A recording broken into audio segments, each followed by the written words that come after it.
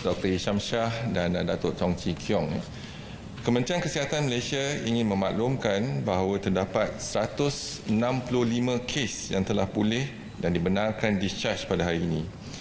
Ini menjadikan jumlah kumulatif kes yang telah pulih sepenuhnya dari jangkitan COVID-19 dan telah discharge pada ward adalah sebanyak 1,995 kes, bersamaan dengan 44% daripada jumlah keseluruhan kes. Sehingga 11 April 2020 jam 12 tengah hari, terdapat 184 kes baru yang telah dilaporkan.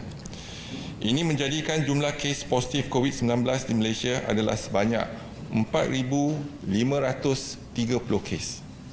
Sehingga kini seramai 72 kes positif COVID-19 sedang dirawat di unit rawatan rapi. Daripada jumlah tersebut, 38 kes memerlukan bantuan pernafasan. Oleh itu, setelah kes kumulatif ditolak dengan kes kumulatif discharge dan kematian, jumlah kes aktif dengan kebolehjangkitan COVID-19 adalah 2,482 kes. Mereka telah diasingkan dan diberi rawatan. Mengikut trajektori unjuran Kementerian Kesihatan pada 14 April 2020, iaitu apabila tamatnya fasa kedua Perintah Kawalan Pergerakan, unjuran kes-kes positif dengan kebolehjangkitan adalah dijangka lebih kurang 2,033 kes. Ini menunjukkan tanda-tanda kejayaan Perintah Kawalan Pergerakan fasa pertama dan fasa kedua menurunkan kebolehjangkitan COVID-19 dalam komuniti. Oleh itu, Kementerian Kesihatan Malaysia menasihatkan orang ramai untuk terus membantu kerajaan dalam usaha memutuskan rantaian jangkitan COVID-19. Dengan kekal duduk di rumah, mengamalkan jarak selamat sekurang-kurangnya 1 meter dan kerap mencuci tangan dengan air dan sabun. Daripada maklumat terkini yang dilaporkan ke CPRC Kebangsaan, duka cita dimaklumkan bahawa terdapat pertambahan 3 kes kematian berkaitan dengan COVID-19.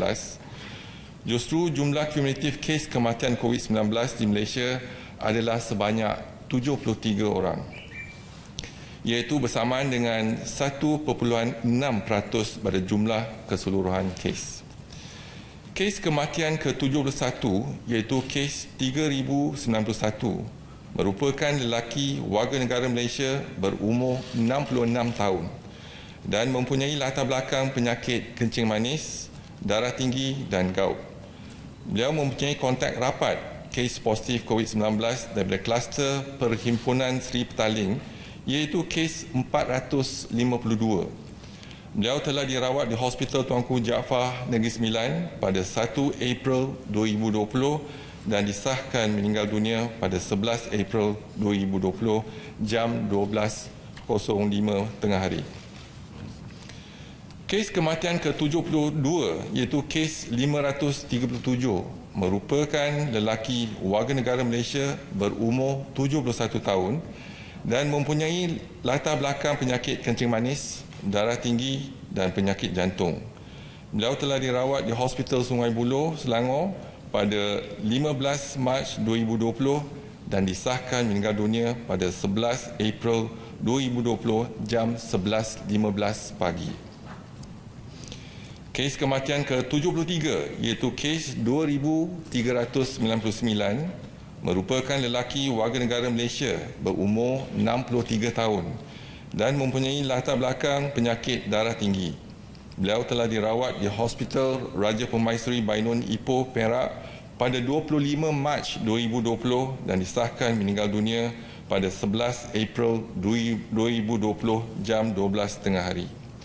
Kementerian Kesihatan Malaysia mengucapkan takziah kepada semua ahli keluarga mereka. Kementerian Kesihatan Malaysia ingin memaklumkan bahawa sehingga 10 April 2020 jam 12 tengah hari dilaporkan bahawa terdapat 224 anggota kesihatan Kementerian Kesihatan Malaysia yang telah dikesan positif COVID-19. Berdasarkan siasatan setakat ini, tiada kes, saya ulangi, tiada kes yang berpunca daripada pengendalian kes yang disahkan positif dari ward COVID-19 ataupun unit rawatan rapi khususnya untuk pesakit COVID-19 di fasilitis Kementerian Kesihatan Malaysia. Daripada jumlah 224 anggota kesihatan tersebut, 41 kes iaitu 18% mempunyai kaitan dengan pesakit iaitu 29 kes daripada pesakit severe acute respiratory infection ataupun singkatan SARI dan 9 kes daripada pesakit yang tidak diketahui status sebelum rawatan diberikan dan 3 kes daripada aktiviti saringan di lampangan.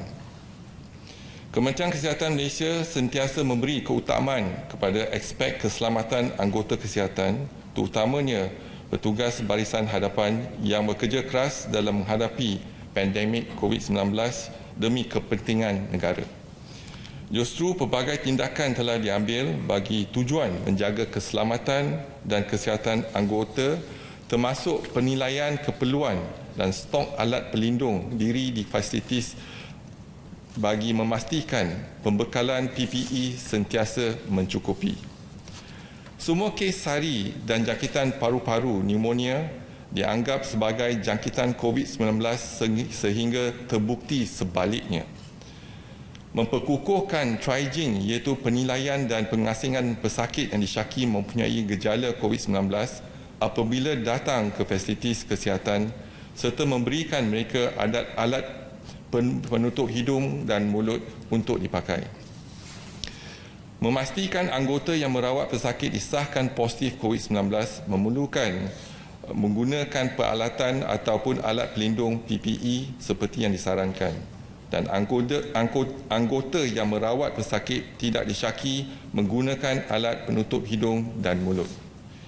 Memastikan anggota mengamalkan semua langkah-langkah pencegahan seperti kebersihan tangan dan amalkan jarak sosial selamat sekurang-kurangnya 1 meter mengikut keperluan dan kesesuaian. Kementerian Kesihatan ingin menasihatkan semua anggota kesihatan dan barisan hadapan termasuk pengamal perubatan swasta dan NGO yang merawat pesakit perlu menggunakan penutup hidung dan mulut. Kementerian Kesihatan amat menghargai pengorbanan dan dedikasi semua anggota kesihatan dan perubatan yang berkhidmat di fasilitis kesihatan tidak kira sama ada di barisan hadapan, perkhidmatan sokongan maupun di balik tabir. Kementerian Kesihatan akan terus komited untuk memastikan status keselamatan dan kesihatan setiap anggota dipelihara. Sekian, terima kasih. Kalau ada apa-apa soalan.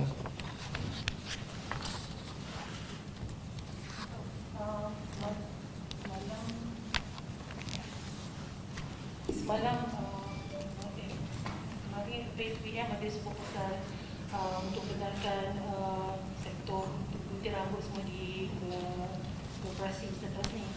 Tapi kita tahu yang close contact dan sebagainya itu kan. Jadi adakah PPM akan menasihatkan semula kerajaan atau bagaimana? Saya pasti ramai rakyat Malaysia yang terkesan dengan PKP fasa 1 dan kedua. Dan apa yang penting, kita sedang berjuang memerangi COVID-19 ni. Dan kita masih belum menang, tetapi apa yang penting ialah tindakan kita selama ini. Dan kita telah dapat tanda-tanda kejayaan menurunkan kes. Dan antara tindakan kita yang telah dilaksanakan pada fasa pertama dan kedua yang menunjukkan tanda-tanda kejayaan kita menurunkan kes ialah kawalan sempadan. Yang kedua, kawalan pergerakan, larangan perhimpunan dan juga amalan penjarakan. Jadi kalau kita lihat semula, semua tindakan kita seharusnya diperketatkan untuk fasa ketiga. Dan dari segi perancangan untuk membuka ataupun menghadkan pergerakan, Kementerian Kesihatan mensyorkan kita kekalkan apa yang tindakan yang telah kita laksanakan pada fasa 1 dan fasa 2. Mungkin perancangan boleh dijalankan tetapi mungkin pelaksanaan ditangguhkan sementara.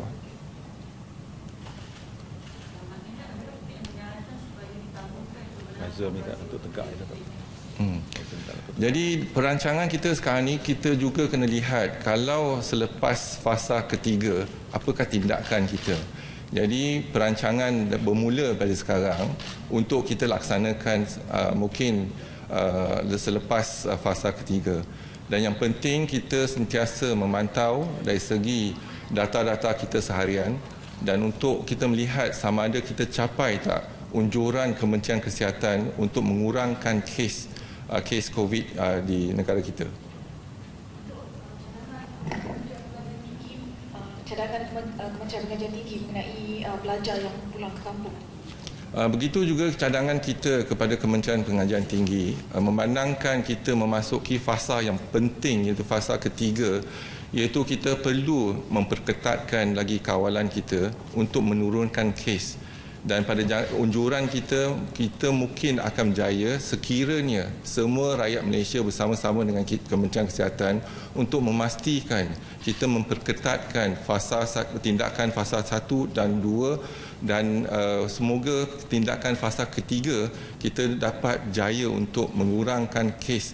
Jadi dalam unjuran kita tidak mustahil tetapi kita kena berusaha bersama.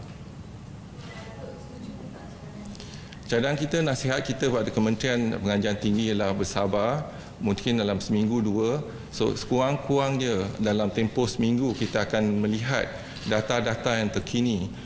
Jadi kalau kita ada data-data yang terkini untuk tempoh seminggu dalam fasa ketiga, jadi kita boleh memberi nasihat kepada Kementerian Pengajian Tinggi. Datuk, kita kan cakap nanti PKP ini nanti ditamatkan, which we do not know when. Adakah Kementerian akan nasihatkan ke industri-industri ini semua boleh terus start balik semula ke ataupun berperingkat-peringkat untuk kurangkan risiko? Jadi kalau kita kena rancang untuk tindakan kita selepas fasa ketiga. Mungkin selepas fasa ketiga kita mungkin tidak dapat kembali kepada kelaziman kita dalam kehidupan.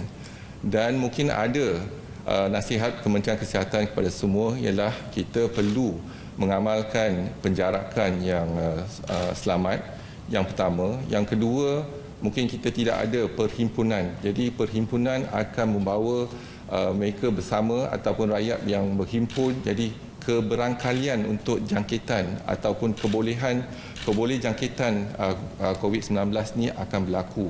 Jadi kita perlu memutuskan rantaian jangkitan COVID-19 walaupun selepas PKP. Jadi inilah nasihat kita dan kita kena perlu lihat industri-industri ataupun cara kita melaksanakan aktiviti-aktiviti kita seharian dan di mana kita perlu melihat kepada nasihat-nasihat Kementerian Kesihatan daripada masa ke semasa.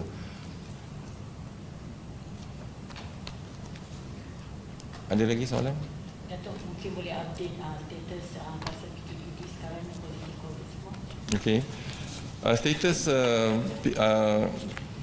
EMCO ataupun PKPD yang telah kita laksanakan ialah jumlah kes positif contohnya di Keluang ialah 183 kes, iaitu ada pertambahan 7 kes baru.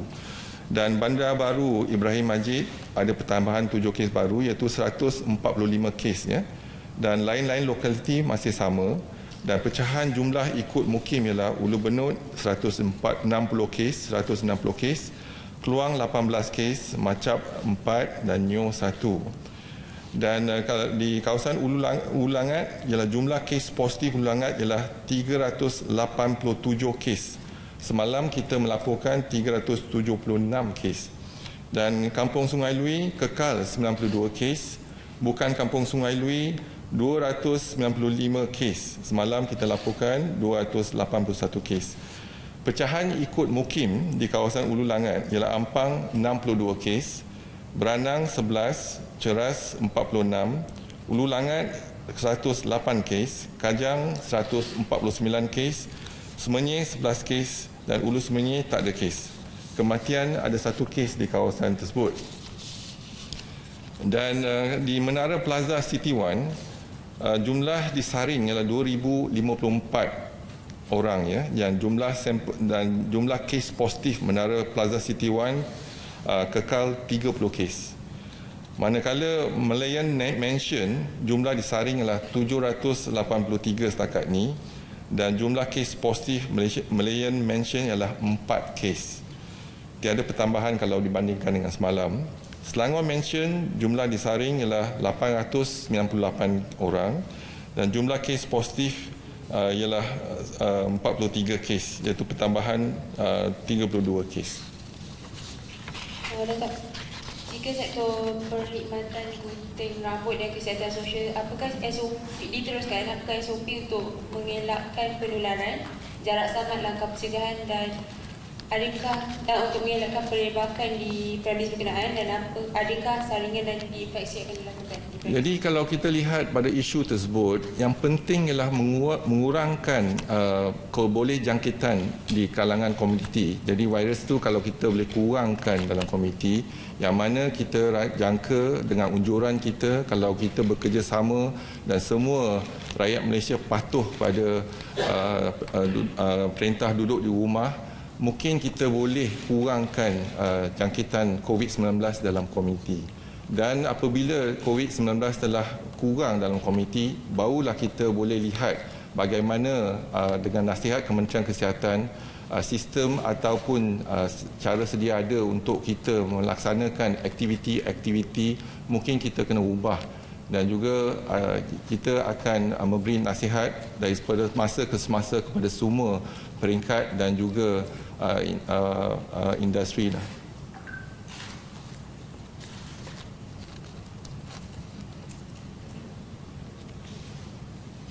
Ada lagi soalan? Okey, tak ada, terima kasih.